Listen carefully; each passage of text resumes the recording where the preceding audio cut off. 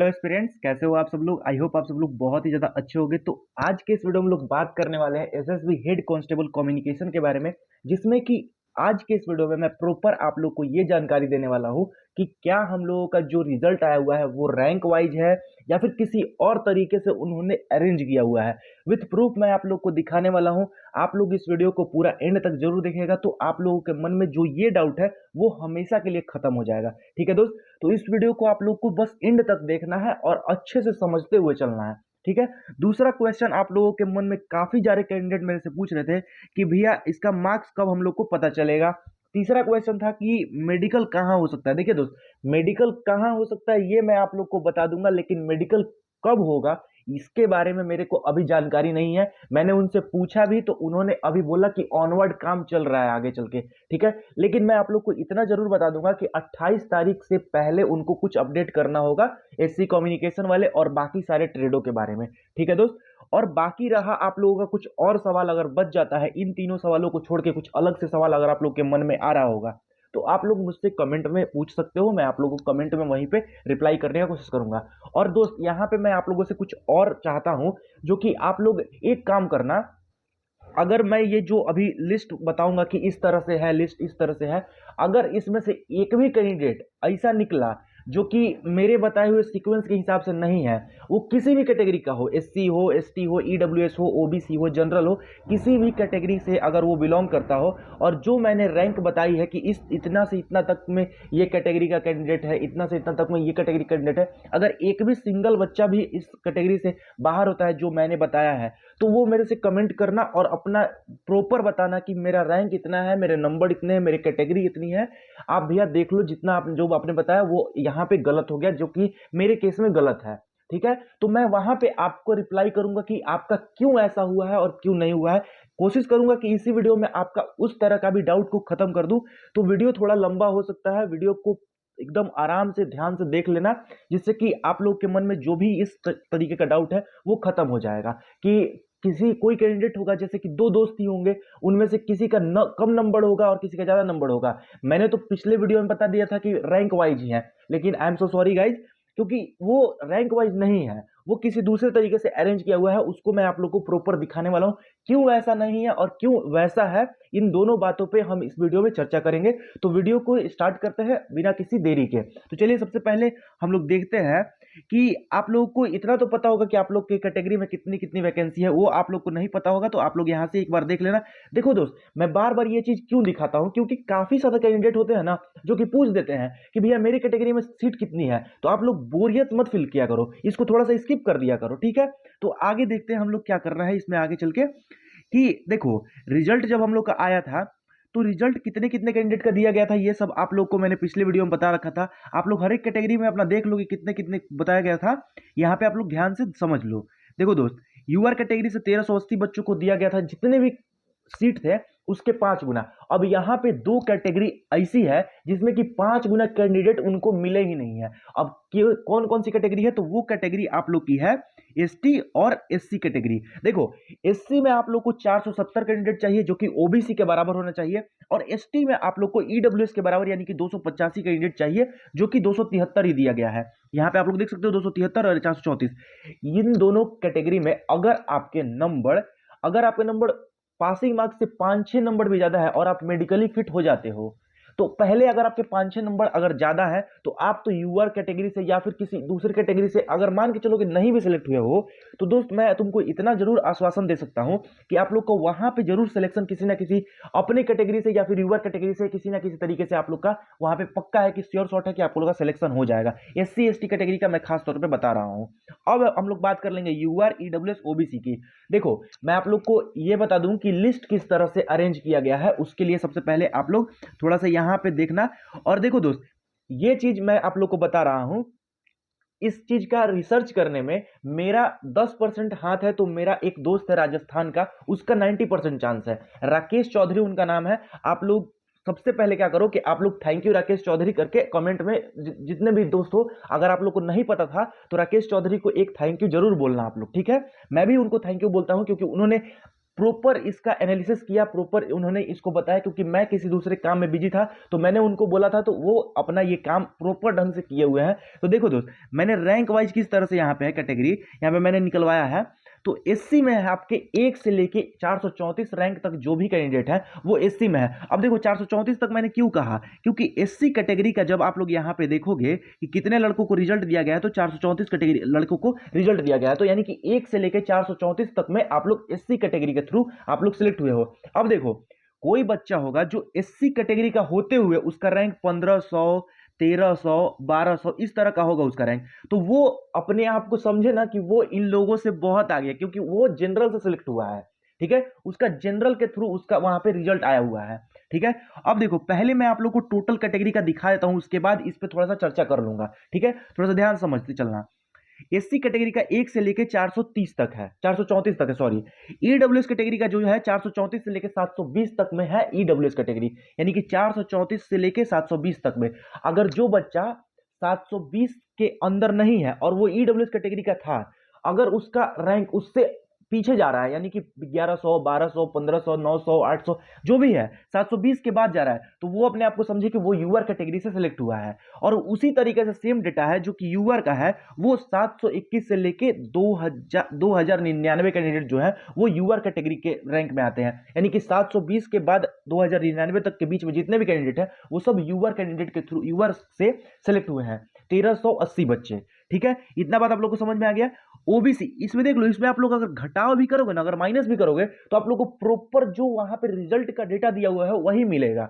तो ये राकेश जी ने बहुत ही अच्छा काम किया है, इसमें उन्होंने अच्छे से एनालिसिस किया है। और मैंने जो डिपार्टमेंट से पता भी किया उसमें इनके 2-3 जो है ये इसमें जो बाकी सारे चीज हैं ये सब वो प्रॉपर एकदम वही सटीक बैठे हुए हैं। ठीक है, तो ध्यान से आप लोग इस वीडियो को जरूर देखिएगा। ओबीसी के इतने से इतने तक है, 2100 से लेके 2570 तक है। एसटी कैटेगरी के 2571 से लेकर 2842 तक है। लास्ट कैंडिडेट एसटी कैटेगरी में चला जाता है। ठीक है दोस्त, अब देखो मेरे पास कुछ कैंडिडेट थे जो महाराष्ट्र के, एक सत्यम करके उनका नाम था, उन्होंने मेरे पास अपने प्रॉपर एडमिट कार्ड भेजा था, अपना बताया था कि मेरे भैया इतने मेरे नंबर हैं और इतना मेरा रैंक आ रहा है। तो मुझे उतना ध्यान से नहीं याद है, लेकिन हाँ उन्होंने वो एसटी कैटेगरी के शायद कैंडिडेट थे, तो उनका भी इधर पीछे में ही आता था 2571 में। अब देखो दोस्त, जैसा कि मैंने शुरू में आप लोगों को बताया था कि सिंगल कैंडिडेट भी अगर इस तरीके से नहीं आ पा रहा है, जो मैंने यहाँ पे बताया है कि यहाँ से यहाँ तक जो कि 1 से 434 तक में एससी है, 434 720 तक ईडब्ल्यूएस है, जो भी है उनको बताया है, अगर इनके बीच में वो कैटेगरी में नहीं आ रहे हैं, उनका किसी दूसरे तरीके से आ रहा है, तो वो एक प्रॉपर हमको स्क्रीनशॉट करके मैंने आप लोग को नंबर दे रखा है। मैं नंबर आप लोग को फिर से लिख देता हूँ, 8804210863। और प्लीज दोस्त आप लोग कॉल ना किया करो, ये मेरे घर का नंबर है, तो कॉल आप लोग ना किया करो, आप लोग इसको कॉल मत किया करो, इस पे व्हाट्सअप किया करो। ठीक है, कॉल आप लोग का उठेगा भी नहीं, और उठेगा तो किसी कोई दूसरा आदमी उठाएगा। ठीक है, देखो इतना बात आप लोग को समझ में आ गया। अब रहा बात यहाँ पे कि जो मैंने यहाँ पे आप लोग को बताया, अगर एक भी बच्चा ऐसा है वो मेरे को व्हाट्सअप करेगा कि भैया जो आपने बताया उसमें मेरा नहीं आ रहा है, तो मैं आप लोग को वो भी बता दूंगा कि क्यों आप लोग का ऐसा हुआ। ठीक है, अब देखो यहाँ पे मैं आप लोगों को कुछ एविडेंस का बात कर रहा था कि मैं आप लोगों को कुछ एविडेंस दिखा दूं कि क्यों ऐसा है क्यों ऐसा नहीं है। सबसे पहले अगर आप लोग रिजल्ट देखोगे तो सीरियल नंबर 38 पे चल जाना आप लोग, सीरियल नंबर 38 पे एचसी कम्युनिकेशन वाले में, उसमें क्या है, मुकेश कुमार नाम है उनका। ठीक है, पिता का नाम सायर सिंह है। इसमें देखो इनका डेट ऑफ बर्थ क्या है, 1/7/1994। अब अगर मैं बताऊं आप लोगों को कि रैंक वाइज है, यूआर कैटेगरी से सेलेक्ट हुआ है, जैसे मैंने पिछले वीडियो में बताया था, मैं अपना गलती को सुधार रहा हूं दोस्त, मैं पहले ही बता रहा हूं कि मैंने अपना गलती जो किया था पिछले वीडियो में उसको मैं सुधार रहा हूं। देखो अगर मैंने उस वीडियो में बताया था आप लोगों को कि जनरल वाले को पहले रखा गया है, उसके बाद जिस सीक्वेंस में आप लोग का रिजल्ट दिया गया है उसी सीक्वेंस में आप लोग को 1 से लेकर 1380 तक यूआर कैटेगरी के है, तो इसको आप लोग भूल जाओ, मैं आप लोग को जो अभी बता रहा हूं उस पर ध्यान दो। ठीक है, 38 तक जो है आपको लोग का सीरियल नंबर 38 तक, उसमें देखो मुकेश कुमार है। जो भी अगर ये वीडियो देख रहे हैं मुकेश कुमार, तो आप एक बार कंफर्म जरूर कीजिएगा तो आप एससी कैटेगरी से हो या नहीं हो। ठीक है, उससे मेरे को थोड़ा सा एक प्रॉपर पता चल जाएगा कि हाँ कंफर्मेशन मिल जाएगा, क्योंकि देखो मुझे तो 90% चांस है कि आप एससी कैटेगरी से हो। क्यों हो, क्योंकि 1/7/1994 आपका डेट ऑफ बर्थ है। अगर आप 1994 के डेट ऑफ बर्थ आपका है तो आप यूआर कैटेगरी में कभी भी अलाउ नहीं किए जाओगे, आपका भले कितना भी नंबर हो, अगर नंबर आपका ज्यादा होगा तो आप हमेशा अपने ही कैटेगरी से सिलेक्ट किए जाओगे। अगर कम नंबर होगा तो आपका सिलेक्शन ही नहीं होता।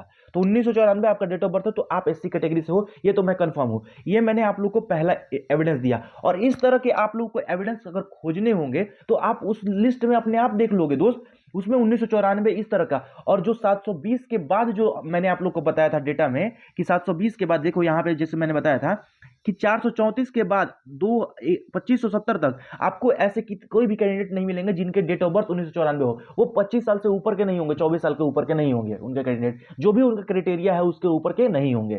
ठीक है, अब बात कर लेते हैं यहाँ पे दो तरीके के मैंने बात बता दी आप लोगों की लिस्ट किस अनुसार है। लिस्ट आप लोग का कैटेगरी वाइज है। कैटेगरी में सबसे पहले एससी को दिया गया है, फिर कैटेगरी में आपका ईडब्ल्यूएस आता है, फिर कैटेगरी में आपका यूआर कैटेगरी का आता है, फिर आपका ओबीसी, फिर आपका एसटी। आई होप आपको ये समझ में आ गया होगा। अब रहा बात दूसरा कि आपके मार्क्स कब बताए जाएंगे। देखो दोस्त, मैं जो आप लोग का दूसरा क्वेश्चन लिया हूं वो है कि आप लोग के भैया मार्क्स कब बताए जाएंगे, पता चलेंगे, ये क्वेश्चन है। देखो मार्क्स कब बताता है एसएसबी, मैं आप लोग को बता रहा हूं। पिछला जो सिटी ट्रेड्समैन का जो कांस्टेबल ट्रेड्समैन का जो भर्ती हुआ था उसमें कोई कैंडिडेट अपना आंसर की देख लिया था। आंसर की देखने के बाद उनको आंसर की से अपना डेटा पता था कि हाँ मेरे भैया मेरे इतने नंबर है। जैसे मान लो मैं एक एग्जांपल के तौर पे ले रहा हूं कि हाँ मेरे 80 नंबर हैं। ठीक है, अब देखो वहां पे क्या होता है, जब आपका एग्जाम खत्म होता है तो उसके बाद जिस तरीके से आपका रिजल्ट आया उसी तरीके से उनका भी रिजल्ट आया था, एक प्रॉपर डेटा के अनुसार कि हाँ ये है, अपना नाम है, रोल नंबर है, फादर्स नेम है, डेट ऑफ बर्थ है, बस। लेकिन उसमें क्या था, उसमें जनरल कैटेगरी, ईडब्ल्यूएस कैटेगरी जो भी था वो उसमें लिखा हुआ था, लेकिन इसमें नहीं लिखा हुआ है। तो इसमें हम लोग को पता करना था कि किस कैटेगरी से लड़का सिलेक्ट हुआ है। ठीक है, अब रहा बात यहाँ पे कि मार्क्स कब पता चलता है, तो जब आपका फाइनल सिलेक्शन होगा। फाइनल सिलेक्शन ये नहीं कि आपका मेरिट आने के बाद का बात बता रहा हूं। जब आप साइट पे जाके, जो इसका रिक्रूटमेंट साइट है उस पे जाके जब आप अपना रोल नंबर, अपना 4 अंक का जो आपका नाम का पहले का 4 अक्षर है उसको डालोगे, डेट ऑफ बर्थ डालोगे, रोल नंबर डालोगे और इंटर करोगे, तो आपके जितने आपने स्कोर किए होंगे नंबर वो आपके वहां पे दिखा दिए जाएंगे कि हाँ आपने इतने नंबर स्कोर किए हैं। ठीक है, वो उससे पहले आप लोग को स्कोरिंग नहीं पता चलेगा कितने आपने स्कोर किए वहां पे। ठीक है, इतना बात आप लोग को समझ में आ गया। अब तीसरा बात कि मेडिकल कहां पे होगा, तो दोस्त मेडिकल मैंने आप लोग को पिछले वीडियो में बताया था, लेकिन आप लोगों में से काफी कैंडिडेट के कमेंट आ रहा था कि भैया मेडिकल कहां पे होंगे, मेडिकल कब से होंगे, कहां से ज्यादा तो कब का उनका चिंता है कि कब होंगे। तो मुझे कहां का पता चला है कि कहां मेडिकल आप लोग के लखनऊ में बोर्ड बनाने की तैयारी में लग गई है एसएसबी, वहीं पे आप लोग का मेडिकल चालू होने वाला है। और मेडिकल का दोस्त मैं आप लोग को बता दूं कि 28 तारीख से, जैसा कि मैंने आप लोग को पहले वीडियो में बताया था स्टार्टिंग में, 28 तारीख से पहले पहले आप लोग को एक नोटिस जरूर देखने को मिलेगा। या तो वो नोटिस किसी दूसरे ट्रेड के रिगार्डिंग हो, या तो वो नोटिस आपके ही ट्रेड के रिगार्डिंग हो, या तो वो एचसी कम्युनिकेशन के बारे में ही कुछ बता देंगे, नहीं तो इलेक्ट्रीशियन, वेटनरी और वर्क मैकेनिक वर्कशॉप वो बचा हुआ है उसके बारे में बता देंगे। ठीक है दोस्त, ये देखिए। और मैंने आप लोग को एक बात रखा है यहाँ पे कि नक्कालों से सावधान रहिए, ये बहुत ही जरूरी बात है। क्योंकि वहां पे आप लोगों को क्या होगा कि इतने ज्यादा आप लोग को घूम घुमाने वाले मिलेंगे वहां पे कि ये कर दे। लेकिन आप लोग तो मैच्योर हो यार, आप लोग उतना तो घूम घुमाव नहीं करोगे, लेकिन मैंने फिर भी लिख दिया है आप लोगों को कि एक बार इससे थोड़ा सा सावधान रहना आप लोग। ठीक है, तो दोस्त आई होप आप लोग को ये वीडियो अच्छा लगा होगा। और काफी मेहनत की है मैंने भी और राकेश भाई ने भी, तो इसको अप्रिशिएट करने के लिए आप लोग अपने जितने भी ग्रुप है उस पर इस वीडियो को फैला दो, शेयर करो, लाइक करो, कमेंट करो, और चैनल पे पहली बार अगर आए हो तो चैनल को सब्सक्राइब किए बिना मत जाइएगा। मिलते हैं आप लोगों से बहुत ही जल्द नेक्स्ट वीडियो में। आप लोग कमेंट करके ये बताइएगा कि आप लोग को नेक्स्ट वीडियो किस टॉपिक पे चाहिए, जिससे कि मैं डेडिकेटेड होकर उसी टॉपिक पे आप लोग के लिए वीडियो बना के ला सकूं। तो मिलते हैं आप लोगों से बहुत ही जल्द नेक्स्ट वीडियो में। तब तक के लिए जय हिंद, जय भारत, वंदे मातरम।